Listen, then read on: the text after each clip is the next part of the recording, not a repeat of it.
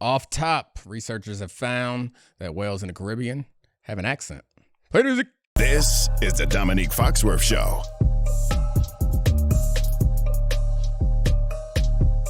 All right, welcome to the Domonique Foxworth Show. I'm here with everybody's favorite co-host, Charlie Kravitz, the Vanilla Snack. I think you're the best Charlie of all the Charlies. Of all the podcasts out there that have a Charlie playing your role, you're the best. Do you mean like actual? Are you just taking a shot at Charlie Hume, or are you talking about the awkward white producer co-host? Yeah, awkward white producer co-host guy. You're the top Charlie. Logan Murdock agrees with me. He's here joining us from The Ringer. Great basketball insider and expert. What's up, Logan? Appreciate you.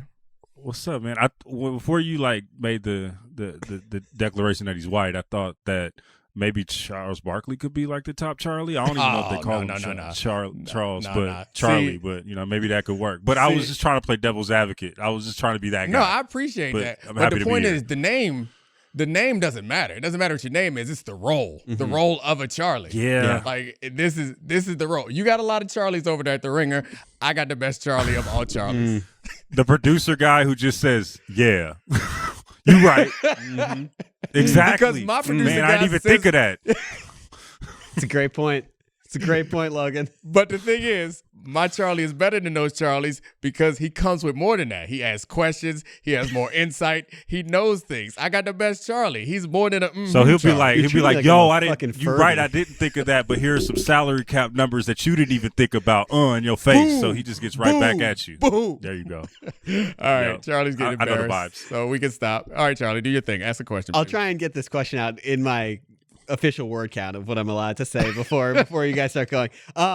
We got amazing NBA news. Not just the draft, not just free agency looming, but the Knicks are really cool again. Logan, they're really cool. Now they have the Villanova 4. They traded 5 first-round picks for Mikal Bridges, who is seemingly going to be a secondary star after Jalen Brunson. They're re-signing Anunoby. They didn't have to give up Julius Randle. They are a deep, good team. Does trading for Mikal Bridges and re-signing OG make the Knicks a legit competitor to the Celtics for you, Logan? I don't believe so. Because, first of all, I don't think that Mikal Bridges is going to come up in here and be the second best player on the Knicks. Like you just mentioned Julius Randle. Hey, hello. He's probably the second best player on the team. And no matter how deep they are, no matter how much length they have, at the end of the day, stars win championships, and I'm picking at this point the Celtic stars over the Knicks stars. And I think Mikal Bridges is a really good player. I think that they have done a great job. The Knicks have done a great job of building a formidable basketball team, but I feel like this is another move that's a Knicks move historically, which is, yeah, we're not going to beat the Bulls. We're not going to beat the Celtics, but we're going to give them a really, really hard series, and we're going to show them what it's like to get to the next level, and we're going to be a formative foe. But I think that that's their ceiling at this point. I mean, I think their best-case scenario in this Eastern Conference is kind of doing what the Mavs did last season and getting to the finals, probably avoiding the Celtics until the Eastern Conference Finals, and hope that maybe, they get knocked out a la Denver last year.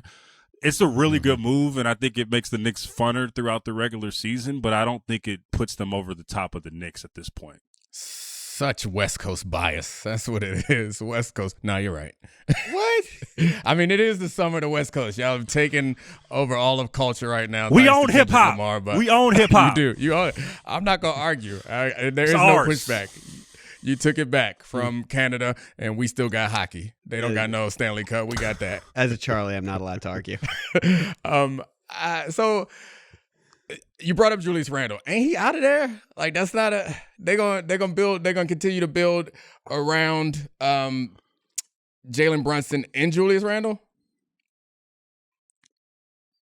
I mean, who's the guy out there, right? I mean, I guess it's Paul George, and that seems to be. Kind of fading right now. If you talk to NBA folks, I think it's becoming more and more likely that he's going to be staying with the Clippers at this point. So he's off the books. Like, who is the star that you're going to trade for at this particular point? Like, it's good to have the asset of Julius Randle and say, hey, we should trade this dude. But if you trade him for somebody that doesn't necessarily fit within the roster or who isn't a top tier superstar, then who are you going to get? Like, that's the biggest question of all of this. I don't know who you're going to get for Julius Randle other than Paul George. Does Paul George make them better? I mean, can I float something to you? Let's go, Charlie. Look, a lot of people are down on Julius Randle as a star because there have been plenty of times, even though they needed his offense desperately, as the team fell apart to Thibsitis in the postseason. Why don't they make Julius Randle the sixth man? I'm dead serious. Like if they can find a way within the salary cap to bring back Isaiah Hartenstein, this is a guy who's a chucker. He wants the offense to be built around him. Like, your team is going to be the Nova 4 plus Hartenstein in clutch minutes.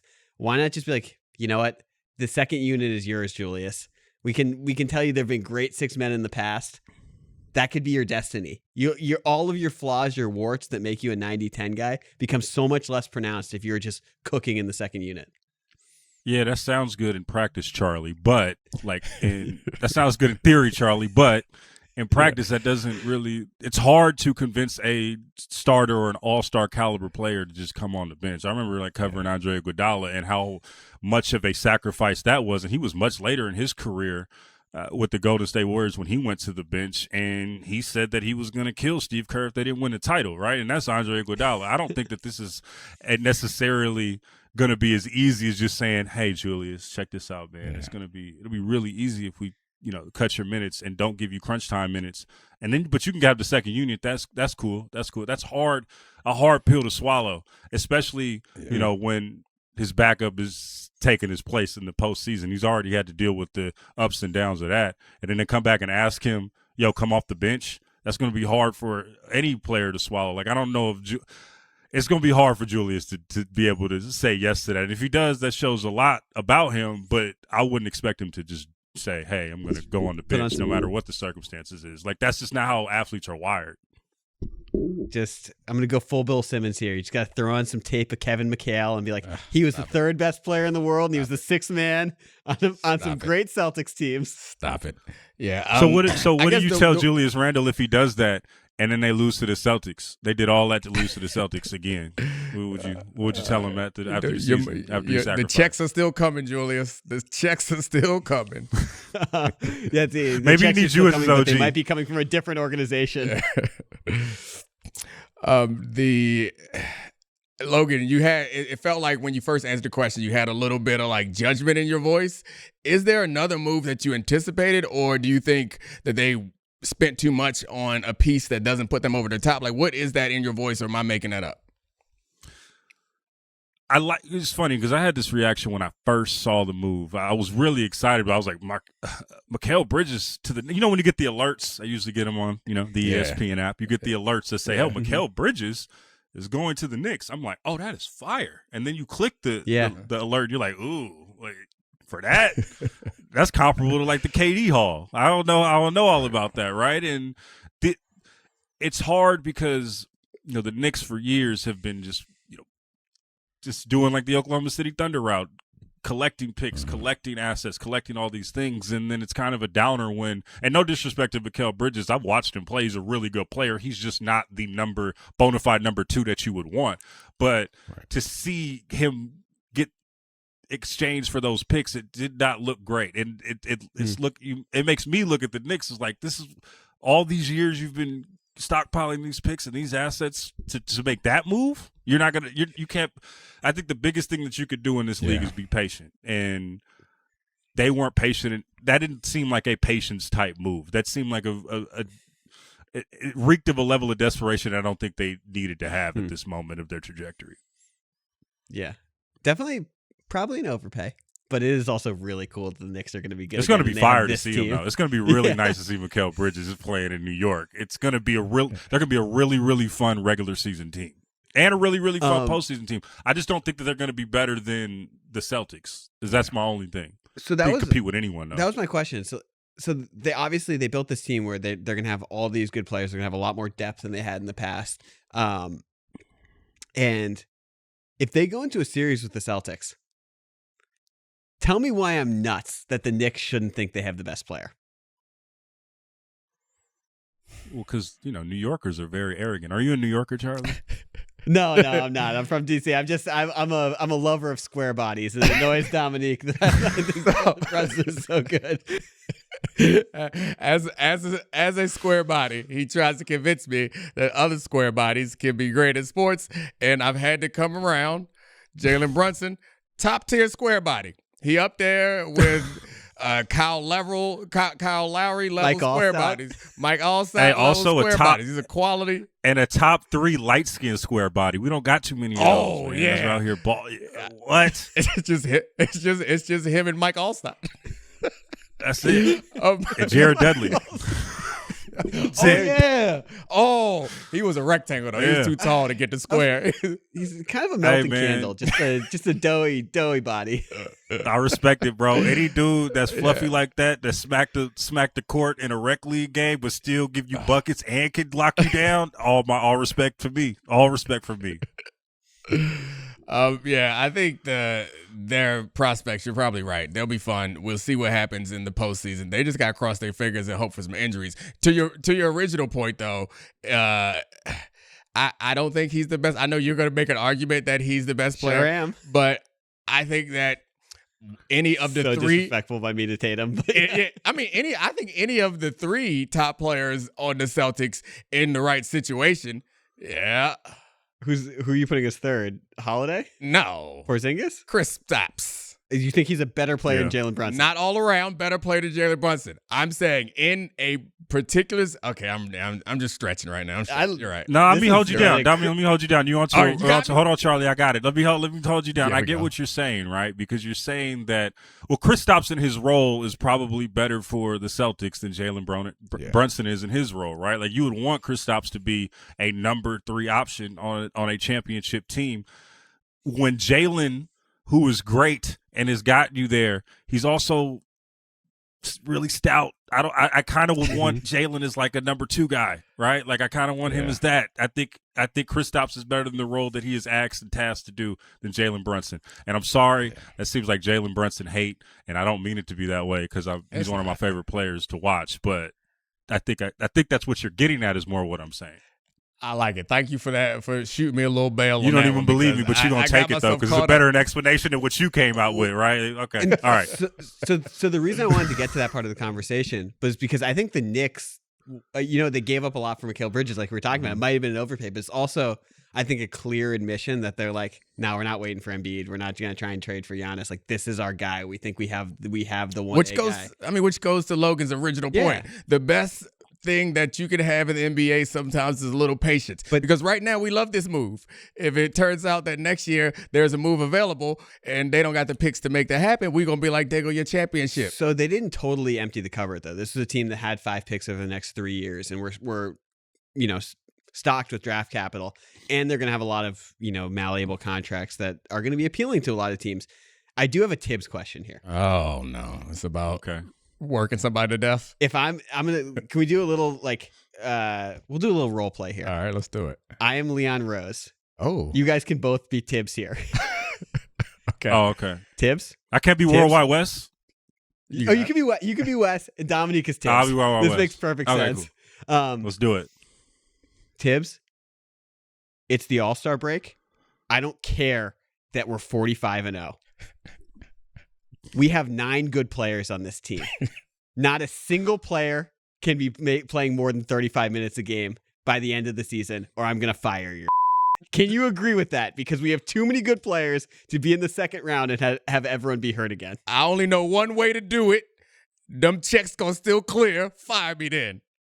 I mean, that's whether I say it or not. Yes. That is going to be what I say.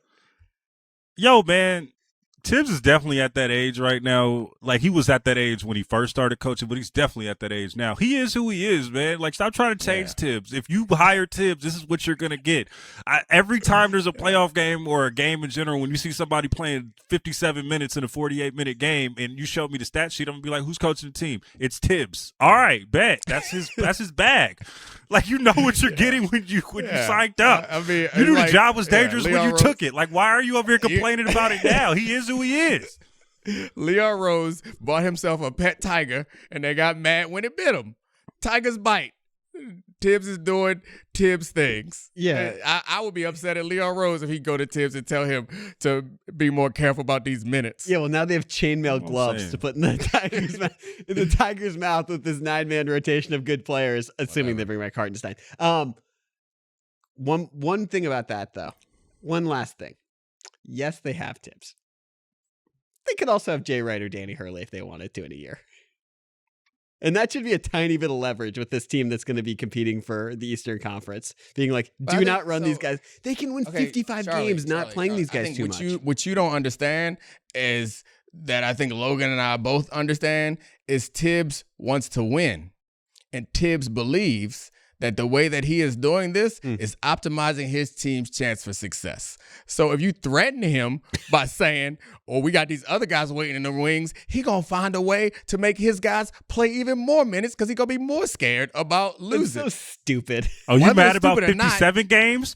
How you mad about 57 minutes? Here's 67 minutes. What's up? What's going on? And we running wind sprints after the game. And they're shoot around tomorrow. I know it's a back-to-back, but I don't care. Oh, Thibs. All right, Charlie, what's next? Oh, man. All right, let's pivot to another part of this deal. You know what's crazy about this?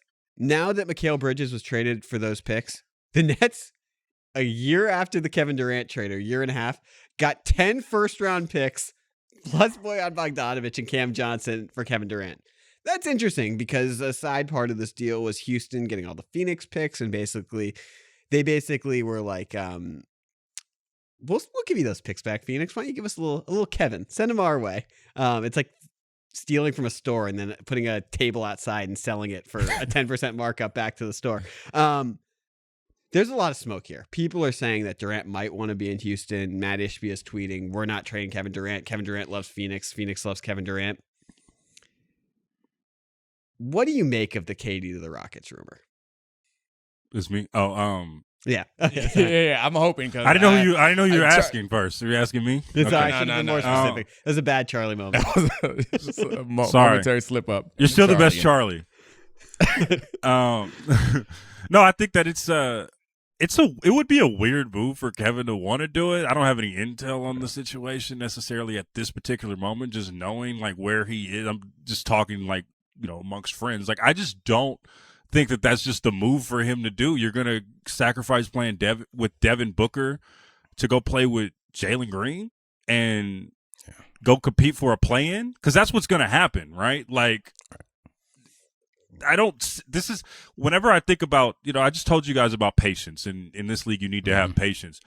The biggest thing right now the Rockets needs is patience right now. They don't know who they are at this point in their trajectory. They just know that they play hard in regular season games. Only thing that they proved to me last year was that they can play hard when a lot of teams during that particular stretch of the season is not playing hard. If you go down the line, most of their wins in the time when they looked most impressive was in March and April, and that's usually when people have Cancun dreams. So yeah, the town's part of the need to mature a lot more than they are right now at this point. They have a good coach in Ime Udoka. They don't know who their number one person is. They don't know who their number two person is. They still need to build out the rest of their roster, and they need to do it a bit more organically than saying, hey, we're going to get year whatever KD to solve our problems. That's not how it works. They're not. If you're really trying to build from the ground up, you don't make a move like that. And I don't think that that's a good move for them to make or for KD to make. Yeah, Houston's, it's probably not a good move for Houston or for KD. Is there a move that is good for KD, or is it just to stay with Devin Booker and the Suns? What do you think, Logan? I think the move right now for him is probably just to stay put at this point, unless there is a clandestine trade back to maybe Golden State is out there, but I just don't. That would mean that Phoenix would totally give up on what they're trying to do. Like, Matt Ishbia is in full new owner mode. He wants to win and make a splash in this league really, really fast, and you don't do that by not even barely having a year into the job. Just break it down to the studs. Like, I think everybody is in alignment that this is probably KD is probably going to spend this next year in Phoenix. It just makes the most sense for all parties involved to do so. I don't see I don't see a deal out there right now for where everyone, like KD is still in the point of his career where he wants to win titles. And I don't think that there's a place that he could be traded to where that could happen that's better than the situation he's currently in. And I don't see Phoenix trading him away to a division rival. Charlie, hypothetically, is KD still A1 option on a championship team? I mean, it depends who the A2 and A3 are in theory. So the answer is yes then. It could be, yeah. I mean, I think he's, he's not. So you're a KD hater. I was just asking to see how deep your hate was running for my man Kevin. He calls me You're a so KD petty, hater Dominique. because He is. I keep a living document on my phone since 2012, which has him rated as the 17th best player of all time. It's not hate. It's fair. It's fair assessment. Okay. But no, I mean, I think it's really interesting. Stephen A. said that the Suns don't want Kevin Durant. And he said that the Rockets aren't that interested either, but he thinks that part of this is coming from Phoenix.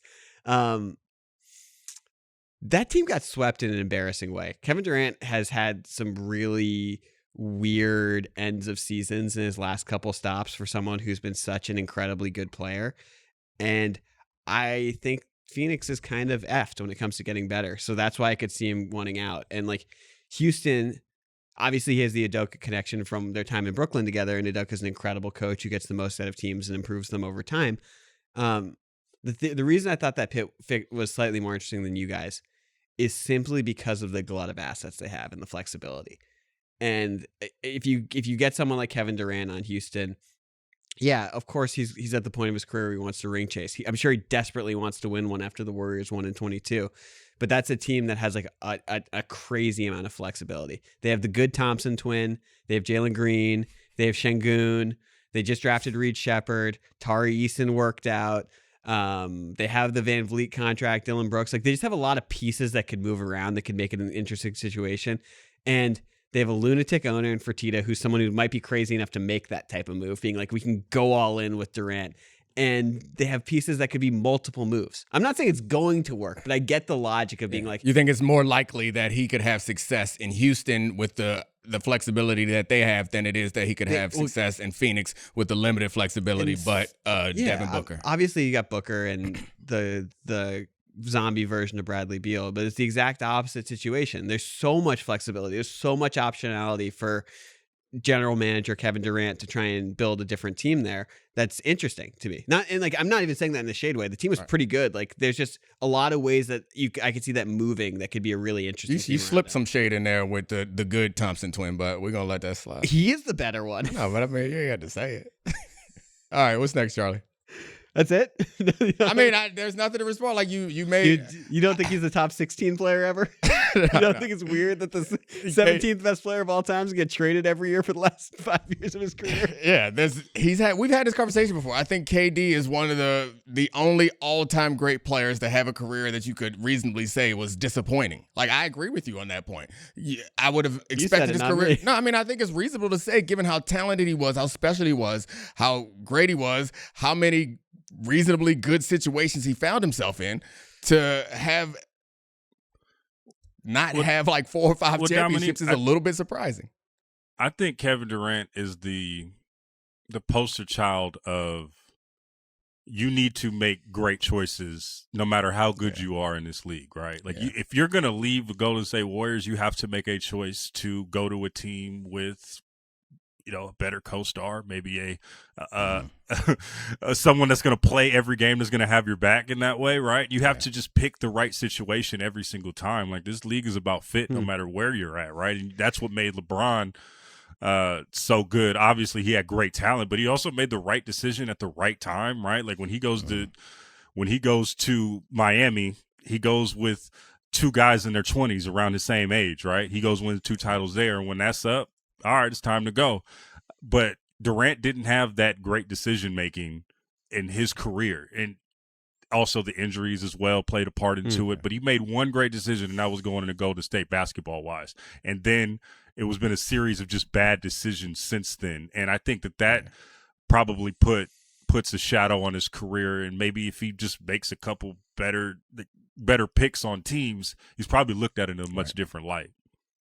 Yeah. I mean, the reason why I say what I said is just because, like, if you look at his career like a blind resume, the number of, like, all-stars and MVPs that he played with and how great he was as a scorer and defensive rim protector at times and guy who can play good defense on the perimeter, like all the things that you say you look for in a player, he had them all, including good co-stars.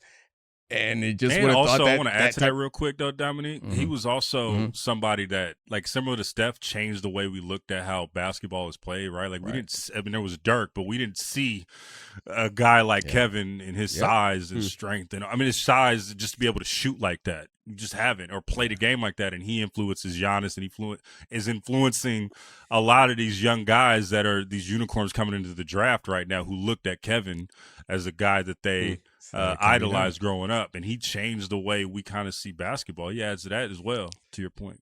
So, Logan, you've spent time around him in the Bay Area and stuff like that. Do you think that this is? How do you think it? Now I'm like genuinely interested in this mentality wise. He's obviously been searching for something since he left Golden State. Do you think he's going to find it in Phoenix, or is this like the beginning of a weird journeyman end to an all-time great career? I don't know. I talked to him last year during the playoffs, through the 2023 playoffs, and he said he was embracing this nomadic life. This is something that he's always been, right? Like, he didn't you guys are two DC guys. He played in DC for a little bit high school wise, and went to Oak Hill and then went to Texas, and then gets to the NBA. All he knows is just being on the move. So that's one of the things that has kind of carried him throughout his career. And I think that that's something that he's just kind of thinking, hey, if this works out the way it works out, then cool. I think his relationship with basketball has changed over the years as well. I remember just being around him in Golden State, and basketball was his everything. Now he has other interests, right? And that's not necessarily a bad thing, but he is a guy that is seeing kind of the basketball world holistically, and I don't think that the title is the most important thing to him right now, to be honest with you.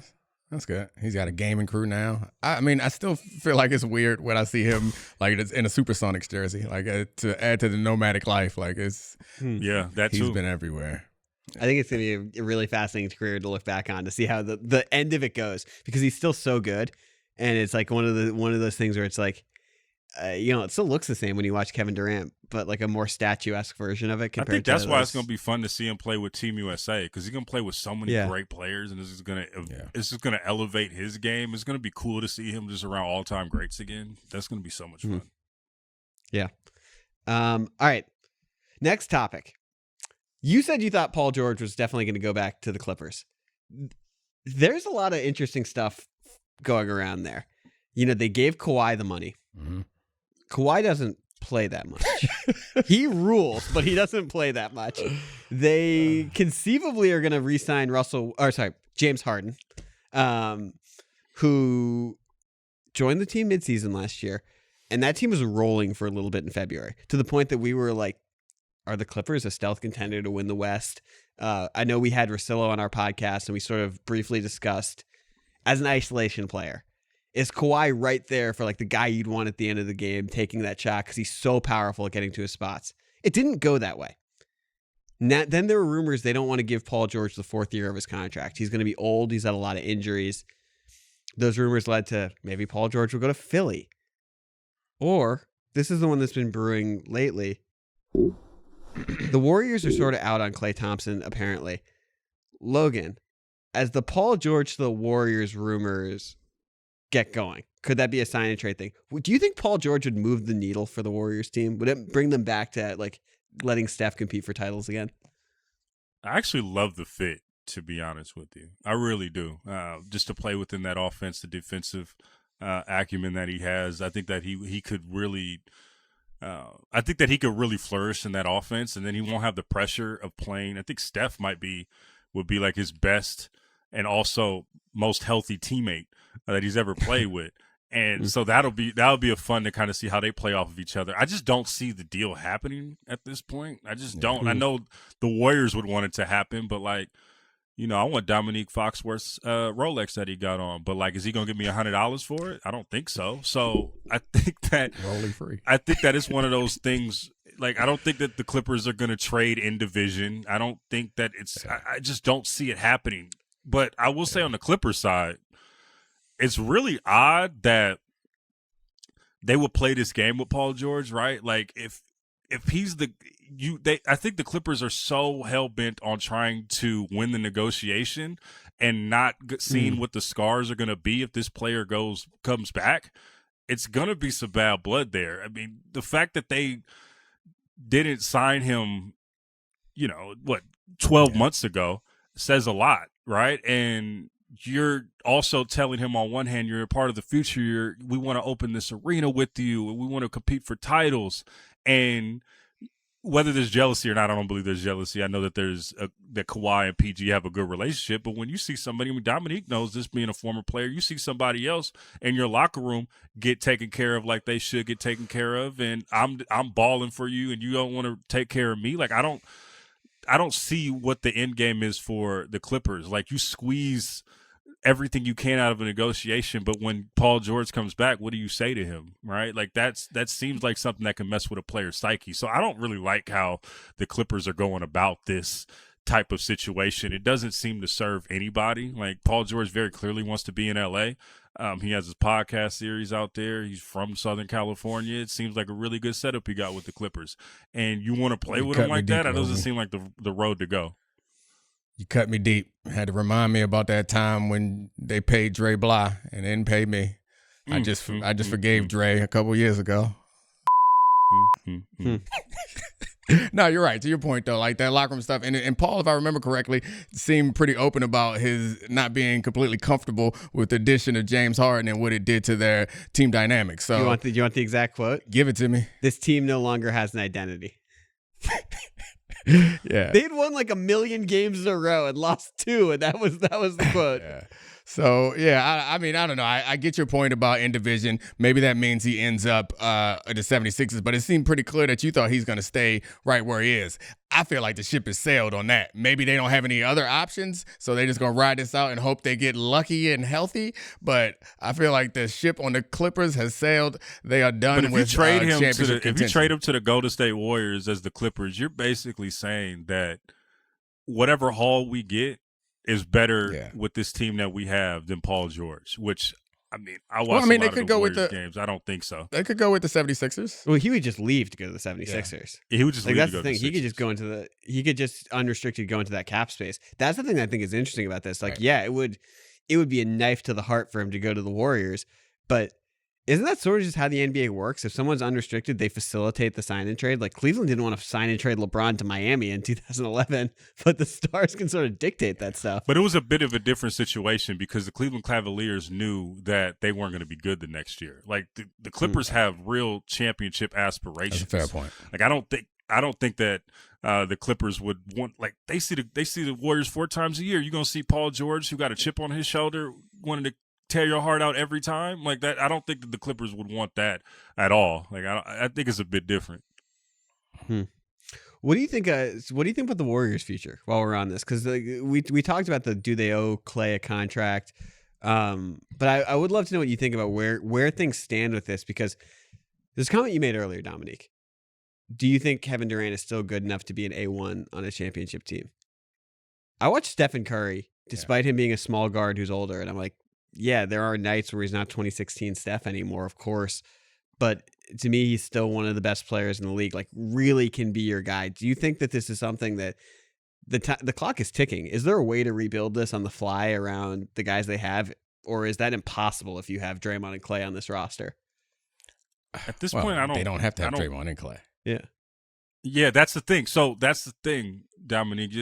I think I know where you're going with your point, but if they were serious about the contention aspect of the whole situation in the way that they say they do, there would have been a lot of moves made to franchise pillars a year ago, right? And they had when they had the chance to do it.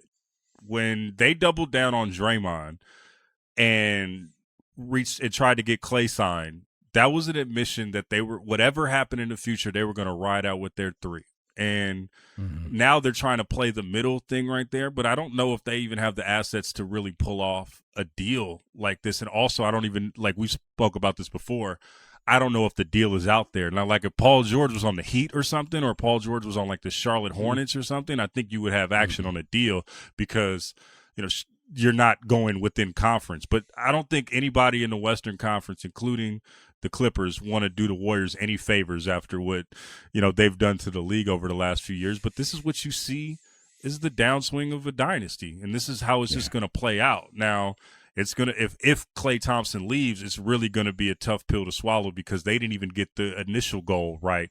They was trying to serve two agendas and lost.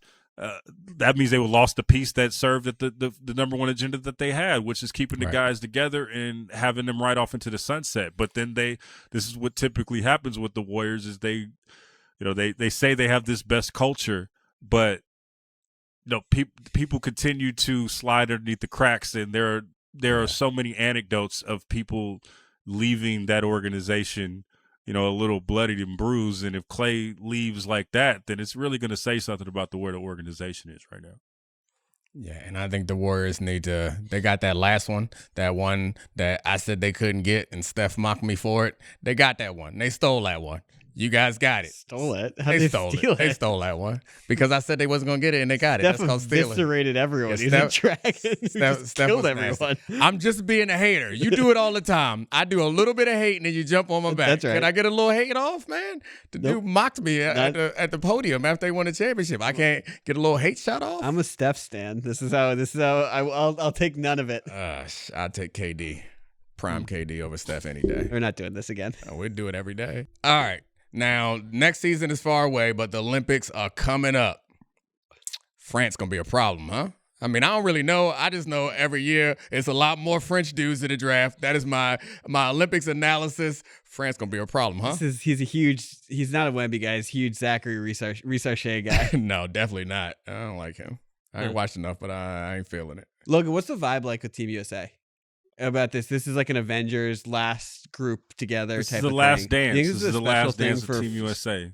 Yeah, I think it's a really special group. Like, it's going to be LeBron playing with Steph, playing with Kevin Durant. It's going to be like a basketball nirvana. It's going to be fun. It's going to be like it's going to be a version of how the Dream Team was in a lot of ways, right? Like, where you see when that was Larry Bird, who probably had a worse back than Domonique right now, getting some minutes. And then you had Magic Johnson, but then you also had a younger Michael Jordan, right? And now on this team, you got, the old heads who are Steph, LeBron, and KD. And then you coached by Steve Kerr. And then you got the little homies. You got Tatum. You got Anthony Edwards. It's going to be a fun environment. I'm not going to Paris, but I wish I could be a fly on the wall in that locker room because I'm sure there is going to be jokes galore. It's probably going to be a really, really fun moment and timestamp in basketball history. This is going to be a really, really fun farewell for Team USA, I think. I think. What is that I think coming from? How close is the rest of the world right now? They keep getting closer. It feels like every 4 years it gets a little tighter. Then every now and then we remind everybody who's boss. But I feel like we're getting close to the point where, based on the recent drafts. Yeah, I think with this group, is going to be fine because rest of the world is cold, but they ain't like LeBron, KD, and Steph. Like it doesn't matter who's coaching them. And then you got, I don't know who's coming off the bench, but the rest of the world don't got it like that. If Team USA locks in this summer, it's going to be the gold medal. Is there any chance that this is any chance that this is the summer of Wemby? Like he just summer of Wemby? No, like he just goes off. Oh yeah. I mean, because he was going off towards the end of the regular season. Yeah. Like I thought you meant gold medal go off. No. I just mean like if he mess around and get a bronze or a silver, listen. If he beats Canada, it's going to be fun to watch though. Yeah. Like it's going to be the summer of Wemby just off the simple fact that this is his home venue, right? All he has to do is show up and average 20 a game. He'll be fine, right? Like this is just the beginning for him. But it definitely has the potential to be one of those summers where, like, he's everywhere. And, man, if he goes – because there's always the Olympics boost that you see from players when they have a good Olympics, the NBA season right after. Like Kobe always talks about how he was after the 2008 Olympics. And I think the Lakers won something like 65 games. He was in the MVP voting, right? And they went on to win a championship against the Magic. But you would see just the oomph that these players get. I mean, LeBron after the 2008 Olympics was incredible in that 2008-09 season. And you continue to see those bumps. So I'm curious to see what Wemby does during the Olympics, but I'm really curious to see what he does next season coming off of a hopefully successful Olympics for him. Power ranking most eligible bachelor in Paris in the Olympic Village. Oh. 20-year-old Wembenyama. Please. He's not gonna be. He can't even don't- fit in the Olympic Village. They're not putting him in the Olympic And Village. he's What are you from talking Paris. about? Yeah. He's I not think- gonna He might be just there. He's walk gonna be in a the village. He might suite. just walk the village. I think the Olympic Village is not for NBA superstars. No, they put the NBA The player- Olympic Village is for the rowers. That's who be coming up in the Olympic Village. It's for the break dancers, the guys with the funny Yeah. helmets doing the little bikes. That's who be living their best life at the Olympic Village. If you're Wemby don't popping need at no the Olympic Olympics, you are Village. not living at the. You're visiting the Olympic Village. If you pop in there, you ain't going to no Olympic Village. That's like take a going little back to walk like through the you over village. here rich and famous, and you going back to college. And I'm going to sleep in Nah. a twin bed that's hard as hell. They ain't doing that. I'm good. Yeah, Wemby don't need that village. Logan, I think you have more access to this than either of us. Like, has there been a power shift in like the amount of influence that agents have? Because it feels like Rich Paul is doing this a lot lately, and I'm not sure that it's different for him because of his relationship to LeBron, or if this is just Yeah. And I know through history there have been times where agents have a lot of power, or is it just that Clutch is so influential now? Like he can actually pull a move like this? Because I'm not sure that this works for most guys in most think places, he- even but, guys like- more talented or more promising than Bronny. He kind of has to do this because the end goal is to get him to the Los Angeles Lakers, right? He kind of has to pander, even though on the surface it's like, man, like nobody else is. Bronny wasn't even on nobody else's draft board. Only reason why he's on the 55th draft board is because the Lakers have the 55th pick. But I feel like he kind of has to. But what I am curious about is what this influence of Rich Paul is going to be once LeBron retires, right? Because it's one thing to have the face of your league or face of the league that you represent be one on your client list and the influence that comes with that. But when, like, the one thing that was really interesting is that Anthony Edwards left Clutch when he did, right? Because if Anthony Edwards stays with Clutch, that's a face of the league type person that you can pass the baton to be a pillar on your organization, right? But he's gone now. So who is the guy that is going to take that baton? It's not going to be Zach LaVine. It's not going to be DeJounte Murray, right? Like it's not going to be those guys. It's going to be interesting when LeBron is gone and that influence is no longer there. Now, if LeBron maybe gets an expansion team, that's another story, right? But like on the day-to-day, I wonder how the influence is going to be that Rich Paul wields is going to be when LeBron is no longer there in the league. Appreciate you, sir. We got to do this again. Thank you for helping us out today. Look forward to it. Thank you, Charlie, for doing everything you do. Thanks to all the great producers, Megan, Serafina, Brian, Kevin, and Tez. And I love you, Podville. We out. This is the Domonique Foxworth Show.